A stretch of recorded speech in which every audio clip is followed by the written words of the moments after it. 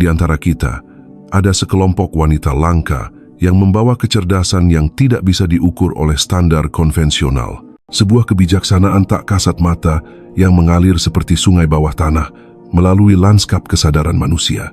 Anda akan mengenalinya saat bertemu dengannya, meskipun Anda mungkin tidak mengerti mengapa kehadirannya menggeser sesuatu jauh di dalam dada Anda, mengapa keheningannya berbicara lebih keras daripada 1000 kata. Bentuk kecerdasan tersembunyi ini telah mempesona kami yang mendalami psikologi mendalam selama beberapa generasi. Dalam pekerjaan saya sendiri, saya telah menyadari bahwa wanita-wanita tertentu memiliki apa yang saya sebut sebagai fungsi perasaan yang unggul, sebuah kapasitas psikologis yang melampaui kepekaan emosional biasa. Wanita-wanita ini tidak hanya merasa lebih, mereka merasakan melalui dimensi yang tetap tak terlihat oleh kebanyakan orang. Mereka membaca tanda-tanda energetik jiwa, menguraikan bahasa simbolis dari alam bawah sadar, dan menavigasi realitas melalui saluran yang belum dipetakan oleh sains. Apa yang ingin saya jelaskan kepada Anda adalah 6 sifat yang membedakan wanita-wanita cerdas secara spiritual ini dari mereka yang hanya menampilkan spiritualitas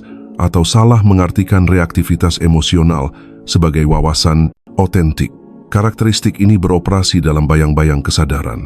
Mereka sering disalahpahami oleh dunia yang lebih menghargai hal yang dapat diukur daripada yang mistis. Yet for those who possess them, these traits represent both a gift and a burden.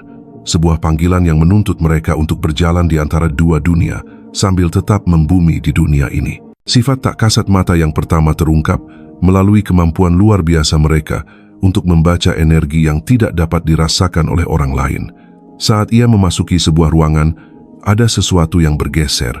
Suasananya berubah bukan karena apa yang ia lakukan atau katakan, tetapi karena apa yang ia pancarkan. Saya memahami fenomena ini melalui konsep saya tentang fungsi perasaan ketika dikembangkan ke ekspresi tertingginya. Berbeda dengan sentimentalitas atau reaktivitas emosional, perasaan yang unggul ini beroperasi sebagai instrumen yang disetel dengan sangat baik yang mendeteksi getaran halus dari keaslian, kebohongan, rasa sakit, dan kegembiraan yang terpancar dari setiap pertemuan manusia. Wanita-wanita ini berfungsi sebagai barometer hidup kondisi manusia. Mereka merasakan ketegangan yang tak terucapkan di antara pasangan saat pesta makan malam, merasakan kesedihan yang terpendam dari tetangga yang ceria, dan mendeteksi agenda tersembunyi di balik fasad yang menawan. Ini bukan paranoia atau proyeksi, ini adalah pengenalan pola yang beroperasi pada frekuensi yang tidak dapat diakses oleh kebanyakan orang. Sistem saraf mereka telah dikalibrasi melalui bertahun-tahun kewaspadaan berlebih, trauma, atau warisan genetik sederhana untuk menangkap sinyal yang sama sekali dilewatkan oleh orang lain. Komponen leluhur tidak dapat diabaikan. Wanita-wanita ini sering membawa warisan energetik dari nenek dan nenek buyut mereka yang mengembangkan radar ini karena kebutuhan. Wanita yang harus membaca iklim emosional rumah tangga mereka untuk memastikan kelangsungan hidup, yang belajar mendeteksi bahaya dalam langkah kaki suami atau peluang dalam lirikan tetangga. Kebijaksanaan warisan ini mengalir melalui garis keturunan seperti sungai pengetahuan, muncul pada anak-anak perempuan yang merasa kewalahan di tengah keramaian, kelelahan setelah pertemuan sosial, atau anehnya, yakin tentang orang yang baru saja mereka temui. Namun anugerah ini datang terbungkus duri. Melihat dengan jelas berarti melihat apa yang orang lain lebih suka sembunyikan. Merasa secara otentik berarti mengenali pertunjukan dan kepura-puraan di mana-mana. Wanita-wanita ini sering mendapati diri mereka terisolasi, bukan karena pilihan, tetapi karena intensitas akurasi persepsi mereka. Mereka menjadi cermin yang memantulkan kembali kebenaran yang belum siap dihadapi orang-orang. Orakel yang berbicara dalam bahasa yang terdengar, seperti penghakiman bagi mereka yang masih tertidur dalam ilusi mereka. Pernahkah Anda masuk ke sebuah ruangan dan langsung tahu ada sesuatu yang salah, meskipun semua orang tampak baik-baik saja? Pernahkah Anda merasakan keengganan instan terhadap seseorang yang kemudian terbukti benar, meskipun Anda tidak bisa menjelaskan reaksi awal Anda? Ini adalah pandangan sekilas pertama ke dalam ranah literasi energetik, sebuah keterampilan yang mengubah wanita-wanita ini menjadi penjaga kebenaran emosional tanpa mereka sadari. Sifat kedua muncul melalui hubungan intim mereka dengan apa yang saya sebut ketidaksadaran kolektif. Wadah luas dari pola-pola arketipal dan simbol-simbol universal yang membentuk pengalaman manusia lintas budaya dan abad. Sementara kebanyakan orang sesekali melihat sekilas realitas yang lebih dalam ini melalui mimpi atau momen inspirasi, wanita cerdas secara spiritual menjaga saluran terbuka ke sumber kebijaksanaan ini. Mereka bermimpi dalam simbol yang kemudian terwujud dalam kehidupan nyata, mengalami sinkronisitas dengan frekuensi yang menentang probabilitas statistik, dan menerima bimbingan melalui kilasan intuitif yang terbukti sangat akurat. Saya mengamati bahwa individu-individu tertentu memiliki apa yang saya sebut batas ego yang lebih mudah ditembus, memungkinkan mereka untuk mengakses kebijaksanaan kolektif tanpa kehilangan identitas individu mereka. Wanita-wanita ini mewujudkan kapasitas langka ini. Mereka berfungsi sebagai penerjemah antara alam simbolis dan realitas praktis, mengambil bahasa abstrak dari alam bawah sadar dan mengubahnya menjadi wawasan yang dapat ditindaklanjuti. Mimpi tentang air menjadi petunjuk tentang penyembuhan emosional. Pertemuan kebetulan dengan hewan tertentu menjadi pesan tentang kekuatan pribadi. Pola angka yang berulang menjadi konfirmasi bahwa mereka berada di jalan yang benar. Hubungan dengan ketidaksadaran kolektif ini memperkuat pengalaman mereka tentang kebetulan yang bermakna, sementara orang lain mengabaikan peristiwa semacam itu sebagai kebetulan acak. Wanita-wanita ini mengenalinya sebagai komunikasi dari kecerdasan yang lebih dalam yang mengatur realitas di balik layar. Mereka belajar untuk mempercayai rambu-rambu sinkronistis ini, memungkinkan mereka menavigasi kehidupan dengan rasa aliran dan waktu yang tampak magis bagi pengamat, tetapi terasa sangat alami bagi mereka. Mereka mengerti bahwa alam semesta berbicara dalam bisikan dan simbol, dan mereka telah mengembangkan telinga batin untuk mendengarkan. Fenomena ini melampaui bimbingan pribadi hingga ke pelayanan kolektif. Wanita-wanita ini sering mendapati diri mereka berada di tempat yang tepat pada waktu yang tepat untuk menawarkan apa yang dibutuhkan seseorang, bukan melalui perencanaan tetapi dengan mengikuti arus makna yang tak terlihat. Mereka menjadi jembatan antara dimensi material dan spiritual, menerjemahkan kebijaksanaan universal menjadi pemahaman manusia melalui kehadiran mereka, kata-kata mereka, dan keberadaan mereka. Kehidupan mereka menjadi kisah-kisah dengan proporsi mitis yang dipenuhi dengan pertemuan yang terasa seperti ditulis oleh suatu kecerdasan kosmik yang baik hati. Ini secara alami mengarah pada karakteristik ketiga mereka yang sering membingungkan orang-orang di sekitar mereka. Wanita cerdas secara spiritual ini memupuk apa yang akan saya sebut kesendirian yang sakral. Memilih isolasi bukan karena misantropi, tetapi karena kebijaksanaan. Mereka memahami sesuatu yang sulit diterima oleh budaya ekstrovert, bahwa transformasi terdalam terjadi dalam keheningan, jauh dari pendapat dan energi orang lain. Kesendirian mereka bukanlah kesepian. Ini adalah pekerjaan laboratorium bagi jiwa. Konsep saya tentang individuasi memerlukan periode penarikan diri dari pengaruh kolektif untuk menemukan jati diri yang otentik. Wanita-wanita ini secara naluriah menghormati proses ini, menciptakan ruang bagi suara batin mereka untuk muncul di atas kebisingan ekspektasi sosial. Mereka membedakan antara kesendirian yang menyembuhkan dan isolasi yang melukai. Memilih yang pertama sebagai praktik sadar daripada menerima yang terakhir sebagai hukuman. Ketika mereka menarik diri, mereka tidak lari dari kehidupan. Mereka sedang menyelam lebih dalam ke dalamnya.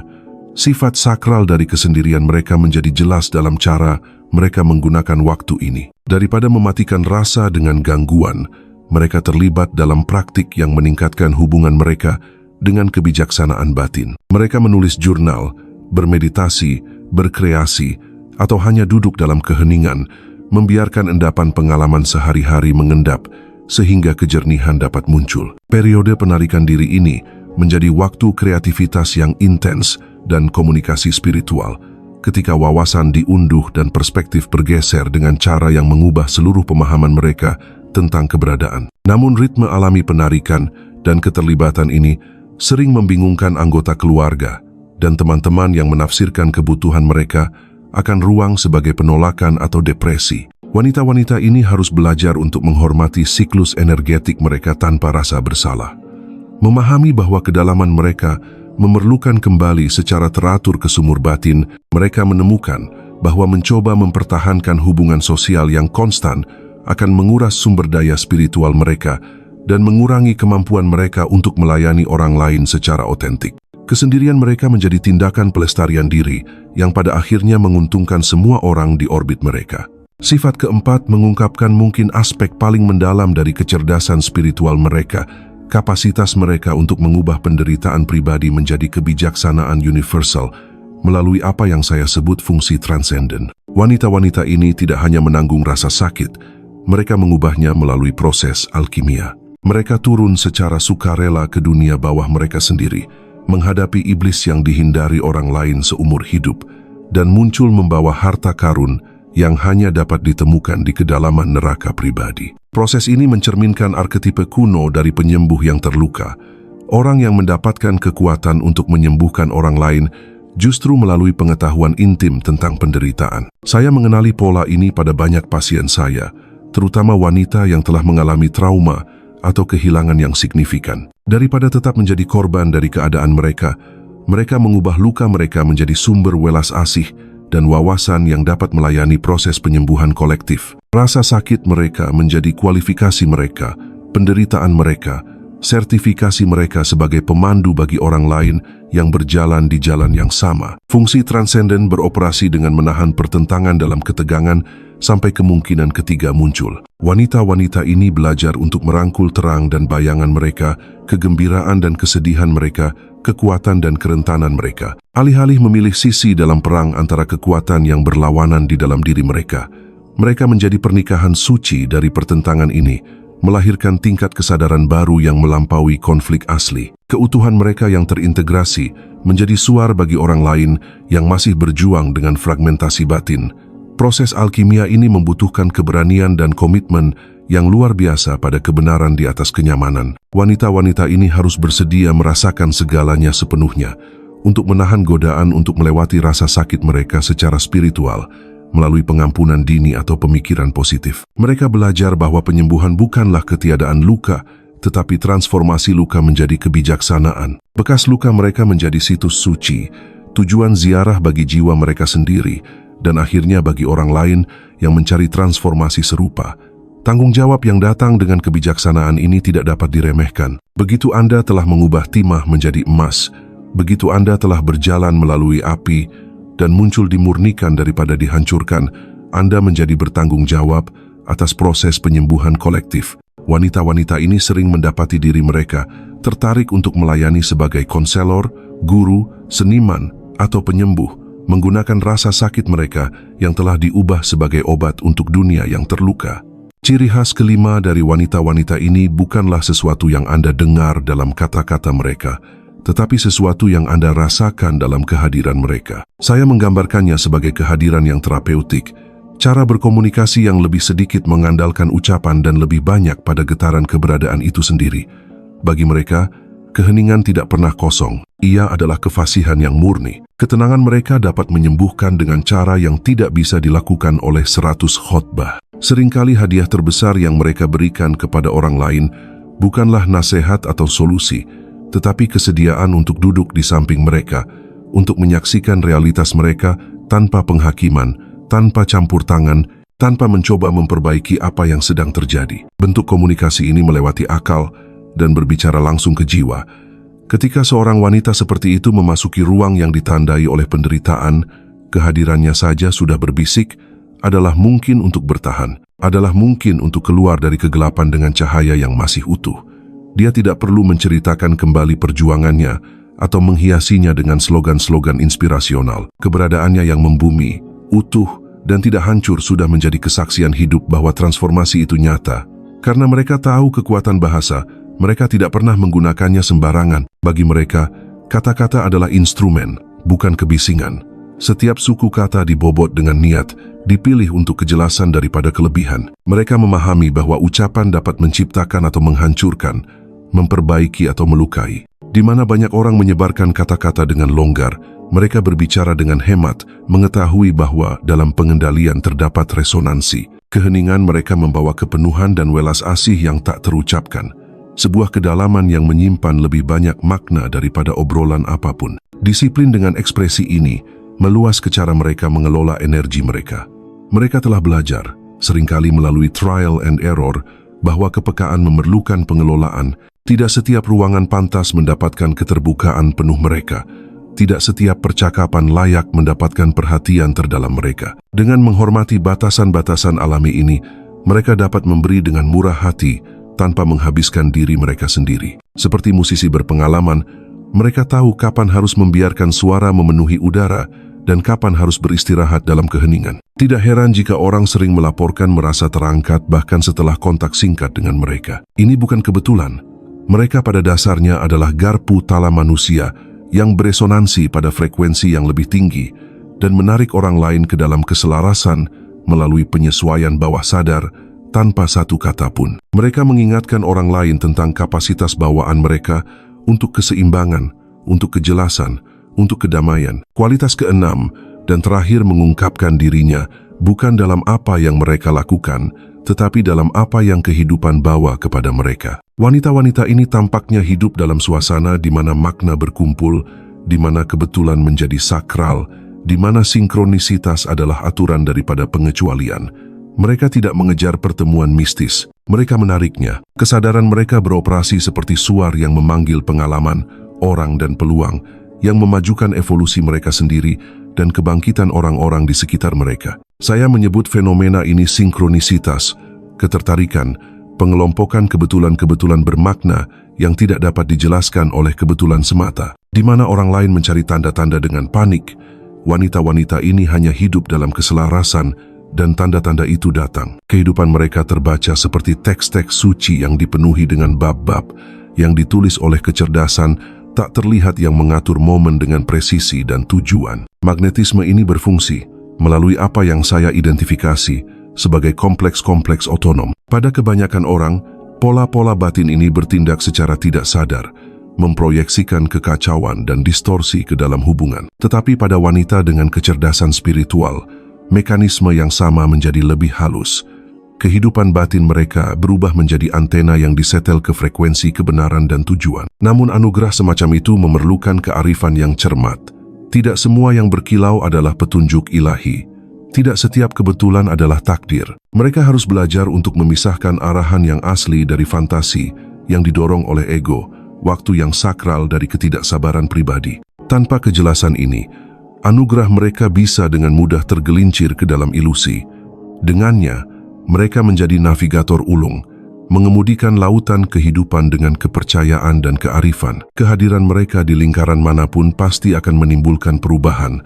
Mereka tidak bermaksud memprovokasi transformasi, namun transformasi terjadi hanya dengan menjadi diri mereka sendiri. Mereka membangkitkan pertanyaan yang orang lain tidak tahu mereka miliki. Keaslian mereka menjadi cermin yang memaksa orang lain untuk memeriksa topeng mereka. Cahaya mereka menciptakan bayangan yang harus dihadapi orang lain. Kekuatan katalitik ini mengalir bukan dari niat tetapi dari resonansi. Seiring wanita-wanita ini semakin matang, sebuah paradoks muncul. Semakin luar biasa kemampuan mereka, semakin biasa mereka terlihat. Hal-hal yang dramatis larut dalam kesederhanaan. Apa yang dulu tampak mistis menjadi sifat kedua mereka. Mereka berhenti mengidentifikasi diri sebagai istimewa, menyadari bahwa anugerah mereka adalah instrumen pelayanan, bukan lencana superioritas. Proses ini mengarah pada apa yang saya sebut kembali pada kesederhanaan. Setelah melakukan perjalanan melalui labirin bayangan dan cahaya, setelah mengintegrasikan kedalaman dan ketinggian mereka, mereka tiba pada kebiasaan yang mendalam. Kekuatan mereka tidak lagi berteriak, ia berbisik. Ia mengekspresikan dirinya bukan dalam tontonan, tetapi dalam keaslian yang tenang. Mereka tidak lagi mencari pengakuan, mereka tidak lagi haus akan validasi. Kepastian mereka datang dari dalam, dari perasaan yang tak tergoyahkan bahwa dengan menjadi diri mereka sendiri, utuh, hadir, selaras, mereka memenuhi peran mereka. Dampak yang mereka tinggalkan mungkin tidak akan pernah diukur dalam angka atau tepuk tangan. Sebaliknya, itu akan terukir di tempat-tempat yang tak terlihat. Hati yang mereka tenangkan, kehidupan yang mereka ubah dengan lembut, jiwa yang mereka ingatkan akan kedalaman mereka sendiri. Ini mungkin adalah ekspresi utama dari kecerdasan spiritual. Pengakuan bahwa pengaruh sejati tidak terlihat, bahwa otoritas sejati datang melalui cinta daripada kontrol. Melalui teladan daripada perintah, mereka menjadi doa yang hidup, meditasi berjalan, perwujudan tenang tentang apa artinya bergerak, melalui kehidupan dengan anggun di dunia yang terobsesi dengan kebisingan. Kesendirian yang dulu terasa seperti pengasingan kini menjadi tempat perlindungan. Kepekaan yang dulu tampak seperti kutukan kini berkilau sebagai kekuatan terbesar mereka. Kebijaksanaan yang dulu mengasingkan mereka kini muncul sebagai obat bagi dunia yang lelah. Mereka belajar untuk mempercayai kecerdasan yang bergerak melalui mereka, bahkan ketika mereka tidak dapat menjelaskannya. Mereka belajar untuk menghargai perbedaan mereka sebagai rancangan daripada cacat. Mereka merangkul misteri panggilan mereka dengan mengetahui bahwa itu mungkin tidak akan pernah sepenuhnya dipahami, bahkan oleh diri mereka sendiri. Jika Anda merasakan resonansi ini di dalam diri, ketahuilah bahwa Anda juga membawa sebagian dari garis keturunan ini. Kepekaan Anda bukanlah kelemahan tetapi kekuatan. Kesendirian Anda bukanlah ketiadaan tetapi pemulihan. Bekas luka Anda bukanlah cacat tetapi prasasti suci kebijaksanaan. Jalan ini tidak sederhana. Ia membutuhkan keberanian untuk percaya pada apa yang tidak dapat dilihat orang lain, keyakinan untuk mengikuti bimbingan yang tidak dapat dilacak oleh logika, dan kekuatan untuk tetap setia pada budaya yang menghargai konformitas. Tetapi bagi mereka yang menjalaninya, tidak ada alternatif. Kecerdasan ini bukan pilihan. Ia adalah esensi dari siapa Anda. Sifat-sifat tak kasat mata yang Anda bawa bukanlah kebetulan. Mereka adalah tugas, bukan kebetulan, tetapi panggilan dari kecerdasan yang lebih dalam yang mendasari semua keberadaan. Percayalah pada sungai yang mengalir melalui Anda. Hargai kepekaan yang mendefinisikan Anda. Rangkullah kesendirian yang membentuk Anda. Ubahlah rasa sakit yang memurnikan Anda. Bicaralah dalam keheningan yang bergema lebih keras dari kata-kata. Sambutlah pertemuan suci yang mencari Anda. Jika kata-kata ini menyentuh suatu tempat di dalam diri Anda, berhentilah sejenak dan renungkan. Sifat mana dari ini yang Anda kenali paling jelas dalam diri Anda? Bagaimana mereka membimbing perkembangan Anda sendiri? Kisah Anda penting. Pengalaman Anda memvalidasi orang lain. Kesediaan Anda untuk terlihat mendorong banyak wanita untuk merangkul anugerah tersembunyi mereka sendiri. Perjalanan ini tidak berakhir di sini. Ada lebih banyak kedalaman jiwa feminin untuk diungkap. Lebih banyak anugerah tersembunyi untuk dihormati. Lebih banyak kebijaksanaan yang menunggu untuk bangkit. Dan seperti yang sering saya ingatkan, hak istimewa seumur hidup adalah menjadi diri Anda yang sebenarnya. Saya pernah mengatakan bahwa tugas terbesar setiap individu adalah menjadi utuh, menenun bersama fragmen-fragmen jiwa, menjadi diri yang terintegrasi. Bagi wanita cerdas secara spiritual yang sedang kita jelajahi, keutuhan ini bukan hanya pencarian pribadi, tetapi sebuah transmisi hidup. Keberadaan mereka menantang kolektif untuk mengingat apa yang terlupakan, bahwa kedalaman, makna, dan keaslian bukanlah kemewahan, tetapi kebutuhan bagi jiwa. Sementara penjelajahan awal kita mengungkapkan 6 sifat tak kasat mata yang membentuk perjalanan mereka, kita sekarang harus beralih ke apa yang terjadi ketika sifat-sifat ini dijalani dari waktu ke waktu. Bagaimana mereka berevolusi, bagaimana mereka mengubah hubungan, masyarakat, dan atmosfer spiritual zaman kita. Tanggung jawab apa yang muncul ketika seseorang membawa anugerah seperti itu. Alkimia bayangan dan cahaya. Setiap wanita ini pada suatu titik harus menghadapi bahan mentah dari bayangannya sendiri. Saya bersikeras bahwa tidak ada transformasi nyata yang terjadi tanpa penurunan. Sebuah konfrontasi dengan bagian-bagian tersembunyi dan seringkali tidak diakui dari diri sendiri. Bagi yang cerdas secara spiritual, penurunan ini bukan pilihan. Persepsi mereka yang tinggi membuat penyangkalan hampir tidak mungkin. Mereka merasakan keretakan, trauma yang belum terselesaikan, dorongan bawah sadar, tidak hanya pada orang lain tetapi juga pada diri mereka sendiri. Membawa kecerdasan spiritual berarti membawa cermin yang diarahkan ke dalam sebanyak keluar. Mereka tidak dapat menghindari pekerjaan mengintegrasikan apa yang mereka takuti, iri, atau tolak. Kepekaan yang membuat mereka berbakat juga memastikan mereka tidak dapat dengan nyaman melewati luka mereka. Bayangan memanggil dan mereka harus menjawab. Tetapi tidak seperti mereka yang runtuh di bawah rasa sakit mereka. Wanita-wanita ini menemukan cara untuk menggunakannya sebagai bahan untuk alkimia. Penderitaan menjadi cawan lebur, api di mana ilusi mereka dibakar dan esensi mereka dijernihkan. Mereka muncul bukan dimurnikan dalam arti tanpa celah, tetapi terintegrasi, mampu menahan kontradiksi tanpa hancur, mampu hidup dengan paradoks tanpa melarikan diri. Proses alkimia inilah yang membuat mereka mampu membimbing orang lain. Ini bukan teori. Ini adalah pengetahuan yang diwujudkan yang dibayar dengan air mata, malam tanpa tidur, dan pilihan yang dibuat di tepi keputusasaan. Mereka tahu penyembuhan bukan karena mereka membacanya di buku, tetapi karena mereka telah menjalaninya di dalam sumsum tulang mereka, hubungan sebagai cermin suci. Salah satu arena paling menantang bagi wanita-wanita ini adalah hubungan. Kepekaan mereka tidak memungkinkan mereka untuk mengapung di permukaan koneksi. Mereka merasakan arus di bawah kata-kata, motif di balik gerak-gerik, kontrak tersembunyi yang tak terucapkan tetapi sangat mengikat. Ini berarti hubungan bagi mereka tidak pernah biasa. Mereka menjadi laboratorium untuk kebenaran. Persahabatan, romansa, bahkan pertemuan singkat memiliki potensi untuk pengajaran yang mendalam.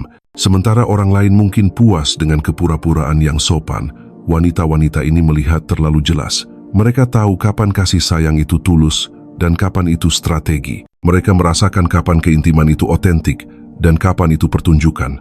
Seringkali ini menciptakan gesekan. Pasangan mungkin menuduh mereka terlalu intens, terlalu analitis, terlalu tidak mau melepaskan sesuatu. Tetapi sebenarnya, yang meresahkan orang lain bukanlah penghakiman, tetapi kejelasan. Wanita-wanita ini mengangkat cermin, dan tidak semua orang siap untuk melihat. Namun ketika hubungan selaras dengan keaslian, mereka berkembang. Ikatan itu menjadi lebih dari sekadar persahabatan. Ia menjadi ruang suci di mana dua jiwa berevolusi bersama. Kepercayaan semakin dalam, kreativitas mengalir, dan rasa aman yang mendalam muncul. Bukan karena tantangan menghilang, tetapi karena kejujuran tidak dapat ditawar, beban keaslian. Saya pernah mengamati bahwa kesepian tidak datang dari sendirian, tetapi dari ketidakmampuan untuk mengkomunikasikan apa yang paling penting. Bagi wanita cerdas secara spiritual, ini adalah ketegangan yang selalu ada. Dia merindukan komunitas, namun dia tidak bisa mengkhianati kebenarannya demi kenyamanan menjadi bagian. Ini membuat hidupnya tampak sunyi terkadang. Orang lain mungkin salah menafsirkan batasannya sebagai dingin, kesendiriannya sebagai penolakan, tetapi yang sebenarnya dia lindungi adalah keasliannya. Dia tahu bahwa jika dia mengkhianati pengetahuannya sendiri, dia akan kehilangan anugerah yang dilahirkannya untuk dibawa.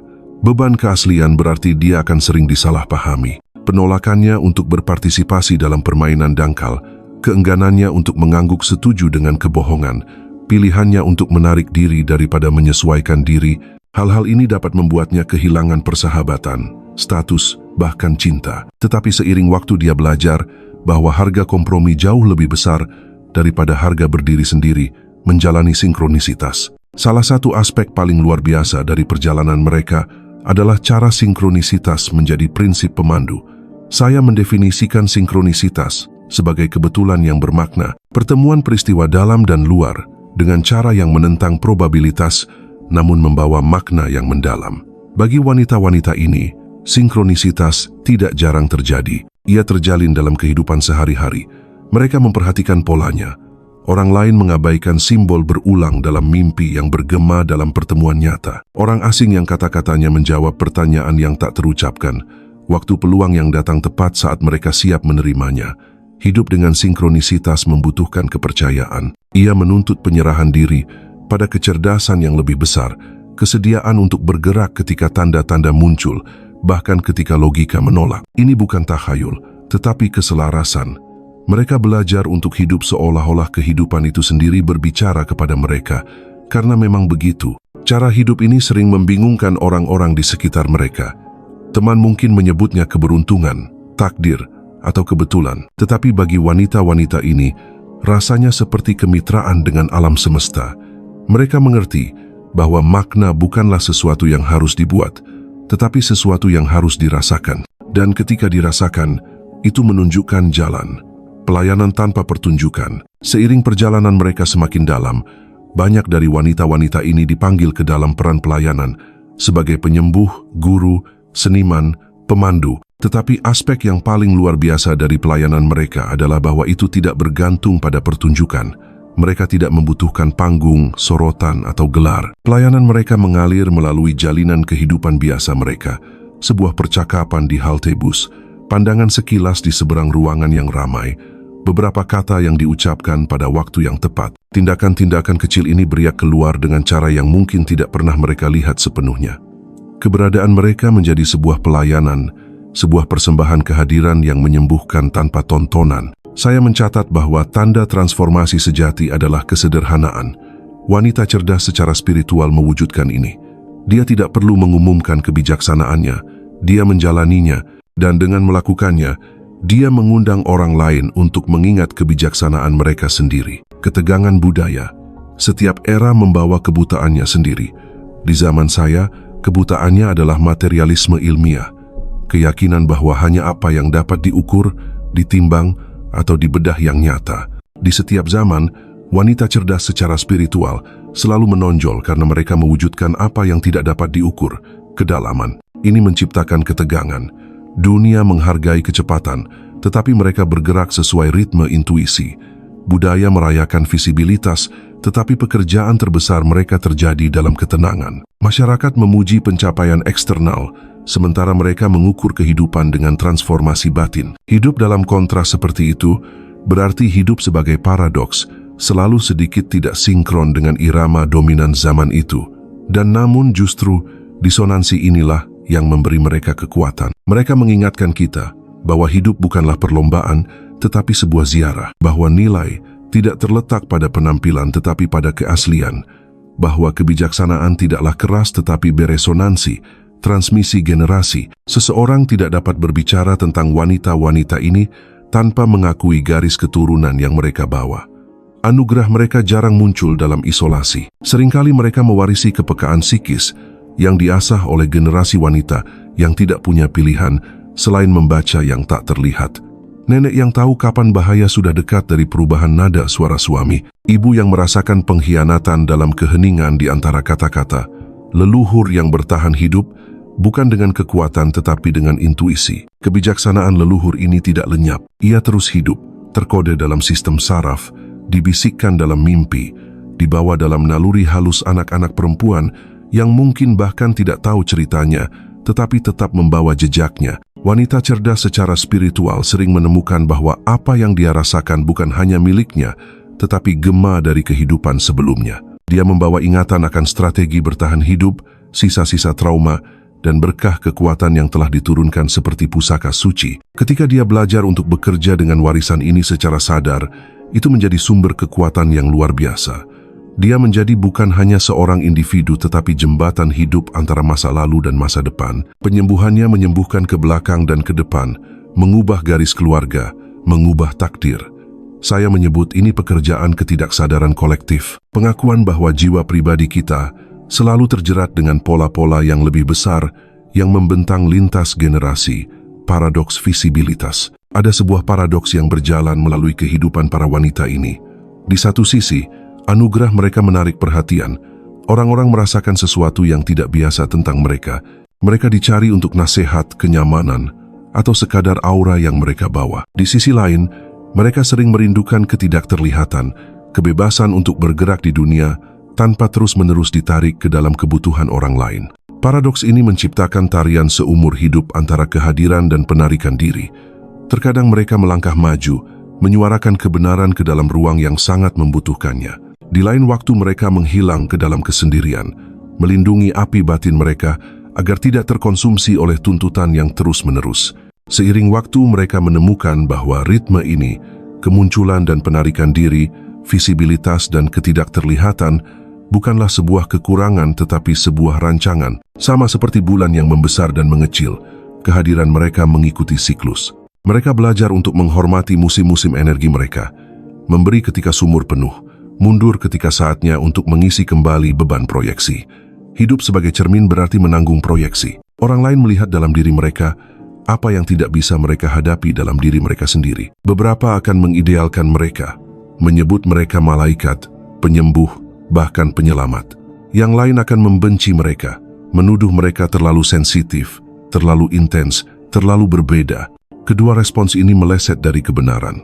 Wanita cerdas secara spiritual bukanlah manusia super, dia sangat manusiawi. Dengan semua kontradiksi dan kerentanan yang menyertainya, tetapi karena kehadirannya menggerakkan alam bawah sadar orang lain, dia menjadi kanvas tempat orang melukiskan hasrat dan ketakutan mereka yang tidak diakui. Saya memperingatkan tentang dinamika ini dalam hubungan terapeutik, menyebutnya transferensi. Tetapi di luar terapi, itu terjadi dalam keluarga, persahabatan, tempat kerja. Wanita-wanita ini harus belajar untuk mengenali proyeksi sebagai apa adanya, bukan kebenaran, tetapi refleksi. Jika mereka salah mengira proyeksi sebagai kenyataan, mereka berisiko membesar menjadi lubang yang tidak dapat mereka pertahankan atau runtuh di bawah kritik yang bukan milik mereka. Ketika mereka menguasai kearifan ini, mereka menjadi lebih bebas. Mereka tidak lagi membawa beban menjadi siapa yang dibayangkan orang lain. Mereka berdiri hanya sebagai diri mereka sendiri, menawarkan kebenaran tanpa tuntutan, kehadiran tanpa pertunjukan, kekuatan tanpa dominasi. Mungkin aspek paling radikal dari kecerdasan mereka adalah cara mereka mewujudkan kekuatan. Di dunia yang sering menyamakan kekuatan dengan dominasi, kontrol, dan paksaan, mereka mengungkapkan model lain. Kekuatan mereka mengalir melalui kehadiran, melalui inspirasi, melalui resonansi. Mereka tidak memaksakan, mereka mengundang, mereka tidak memanipulasi, mereka menerangi. Ini bukan kelemahan, tetapi kekuatan yang lebih dalam. Saya menulis bahwa otoritas sejati muncul dari keselarasan dengan diri, pusat arketipal keutuhan yang melampaui ego. Ketika seorang wanita hidup dari tempat ini, pengaruhnya terpancar secara alami. Dia tidak perlu berdebat untuk itu atau memperjuangkannya. Orang-orang merasakannya. Kekuatan semacam itu mungkin tidak menggulingkan pemerintahan atau mendominasi berita utama, tetapi itu mengubah kehidupan dengan cara yang lebih tenang. Itu mengubah percakapan, itu menanam benih keberanian, itu membangkitkan kemungkinan yang tampak mustahil. Itu halus, tetapi tidak dapat dihentikan, kembali ke yang biasa. Setelah bertahun-tahun berjalan di antara dua dunia, sesuatu yang indah terjadi. Wanita-wanita ini mulai terlihat biasa lagi, bukan karena anugerah mereka telah memudar, tetapi karena mereka telah mengintegrasikannya begitu dalam, sehingga mereka tidak lagi perlu mendramatisirnya. Yang luar biasa menjadi alami, yang mistis menjadi terjalin dalam kain kehidupan sehari-hari. Mereka mungkin berkebun, mengajar, membesarkan anak, menjalankan bisnis, tugas-tugas yang tampak biasa. Tetapi di dalam persepsi mereka tetap selaras dengan yang tak terlihat, hati mereka selaras dengan ritme yang lebih dalam. Inilah yang saya maksud dengan individuasi. Bukan pelarian dari dunia, tetapi partisipasi yang lebih dalam di dalamnya. Tujuannya bukanlah untuk melayang di atas kehidupan dalam transendensi konstan, tetapi untuk menjalaninya dengan kebijaksanaan yang membumi, mewujudkan yang abadi di tengah keseharian. Dan begitulah wanita cerdas secara spiritual menjalani paradoksnya. Luar biasa namun biasa, terlihat namun tak terlihat, terbebani namun diberkati. Dia mewujudkan kebijaksanaan yang sangat dibutuhkan dunia, bahkan ketika dunia tidak tahu bagaimana menamainya. Integrasi keutuhan. Saya bersikeras bahwa individuasi, proses seumur hidup untuk menjadi utuh, bukanlah kemewahan, tetapi kebutuhan bagi jiwa wanita cerdas secara spiritual. Individuasi bukanlah teori abstrak, ini adalah realitas sehari-harinya.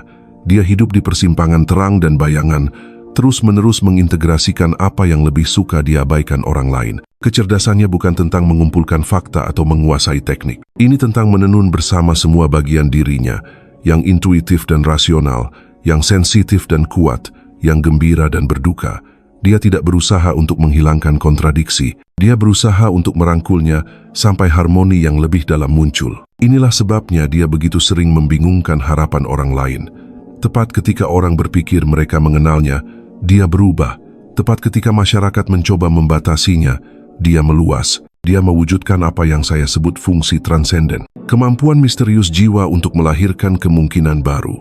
Ketika pertentangan disatukan tanpa keruntuhan, pengaruh tak terlihat. Mungkin aspek yang paling disalahpahami dari jalannya adalah bahwa pengaruh terbesarnya seringkali tidak terlihat.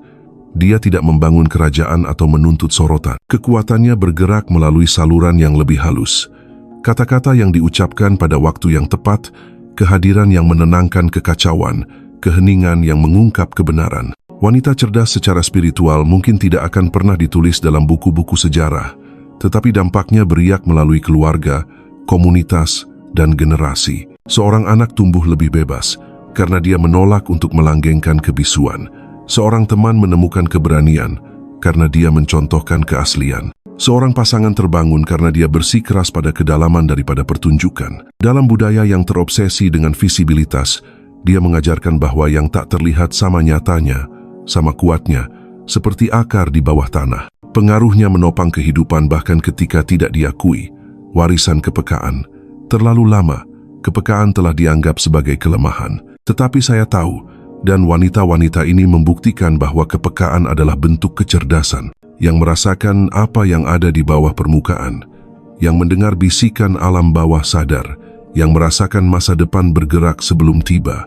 Warisan mereka adalah mengembalikan kepekaan ke tempatnya yang selayaknya sebagai kekuatan. Untuk menunjukkan kepada dunia bahwa empati bukanlah kenaifan, bahwa intuisi bukanlah ilusi, bahwa keheningan bukanlah kemalasan. Kehidupan mereka menjadi argumen tandingan yang hidup bagi budaya yang kecanduan kecepatan dan kebisingan. Mereka mengingatkan kita bahwa kebijaksanaan sering datang dengan tenang, bahwa bimbingan sering tiba melalui tanda-tanda halus, bahwa penyembuhan sering membutuhkan kehadiran lebih dari kata-kata. Tanggung jawab anugerah, namun kecerdasan semacam itu tidak tanpa beban. Melihat secara mendalam berarti membawa kebenaran yang dihindari orang lain.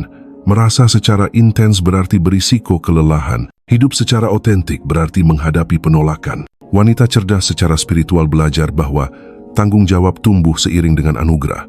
Dia tidak bisa menggunakan persepsinya untuk memanipulasi. Dia tidak bisa mengeksploitasi kepekaannya untuk ego. Dia tidak bisa jatuh ke dalam viktimisasi ketika dunia salah memahaminya. Sebaliknya, dia memupuk kearifan. Dia menumbuhkan batasan. Dia memilih pelayanan tanpa menjadi penyelamat, kehadiran tanpa pertunjukan. Dia merangkul paradoks menjadi kuat dan rentan, biasa dan luar biasa, kembali ke kesederhanaan. Di akhir perjalanannya, yang tersisa bukanlah drama, tetapi kesederhanaan. Dia telah berjalan melalui kompleksitas, bayangan, proyeksi, paradoks, dan muncul ke dalam cara hidup yang lebih jernih dan lebih lembut. Hidupnya tidak lagi perlu membuktikan apapun. Kebijaksanaannya tidak lagi perlu mengiklankan dirinya sendiri. Dia mewujudkan apa yang saya sebut diri, pusat yang menyatukan semua pertentangan, sumbu tenang di mana kehidupan berputar. Dia mungkin tampak biasa bagi dunia. Dia mungkin hidup tanpa gelar atau penghargaan, namun di dalam dirinya ada harmoni yang terpancar tanpa usaha. Dia telah menjadi, dalam kata-kata saya, sebuah contoh dari yang abadi dalam yang sementara, sebuah undangan yang hidup. Jika Anda mengenali diri Anda dalam deskripsi ini, ketahuilah ini, Anda tidak sendiri dan Anda tidak salah. Sifat-sifat yang Anda bawa bukanlah kebetulan, mereka adalah tugas. Kepekaan yang pernah Anda kutuk adalah kompas Anda. Kesendirian yang pernah Anda takuti adalah tempat perlindungan Anda. Penderitaan yang Anda alami adalah inisiasi Anda. Dunia mungkin tidak selalu memahami Anda, tetapi ia membutuhkan Anda. Kehadiran Anda adalah obat, keaslian Anda adalah panduan. Kecerdasan tak terlihat Anda adalah cahaya dalam budaya yang tenggelam dalam kebisingan. Jangan merendahkan diri Anda agar sesuai dengan ruang yang tidak dapat menghormati Anda. Jangan meminta maaf karena melihat apa yang orang lain tolak untuk lihat. Jangan membungkam suara yang membisikkan kebenaran melalui keberadaan Anda. Percayalah pada kebijaksanaan yang mengalir melalui Anda. Hargai panggilan yang memilih Anda. Rangkullah misteri yang membentuk Anda. Penjelajahan ini telah membawa kita melalui 6 sifat tak kasat mata. Penurunan ke dalam bayangan, alkimia penderitaan, paradoks visibilitas, dan warisan tenang dari wanita cerdas secara spiritual. Apa yang saya lihat sekilas beberapa dekade lalu tetap benar hari ini, bahwa kecerdasan terdalam tidak diukur oleh tes atau piala, tetapi oleh kemampuan jiwa untuk mewujudkan keutuhan di dunia yang terfragmentasi. Jika kata-kata ini telah beresonansi dengan Anda, berhentilah sejenak dan renungkan. Sifat mana yang Anda kenali paling kuat dalam diri Anda? Mana yang meminta ekspresi yang lebih besar? Bagaimana hidup Anda bisa berubah jika Anda sepenuhnya percaya?